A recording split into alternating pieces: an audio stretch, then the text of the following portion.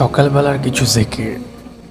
সর্বপ্রথম তিনবার বিসমিল্লাহিল্লাযী লা ইয়াদুররু মা'a ইসমিহি শাইউন ফিল আরদি ওয়ালা ফিস সামাই ওয়া হুয়াস সামিউল আলীম পড়ুন। তারপর ৭ বার পড়ুন আল্লাহুম্মা আজিরনি মিনান নার, আল্লাহুম্মা আজিরনি মিনান নার। তারপর ৩ বার পড়ুন আউযু বিল্লাহিস সামিউল আলীম মিনাশ শাইতানির রাজীম, আউযু বিল্লাহিস সামিউল আলীম মিনাশ শাইতানির রাজীম।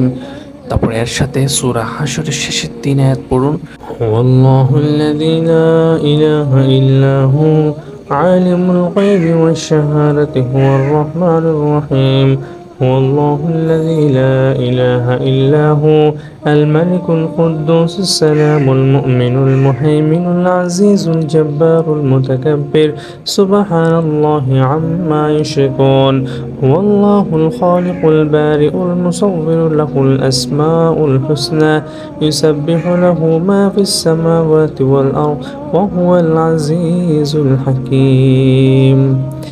এভাবে প্রতিদিন আমল করুন, ইনশাআল্লাহ ঘরের রুজি রোজগার ও বরকত বৃদ্ধি হবে।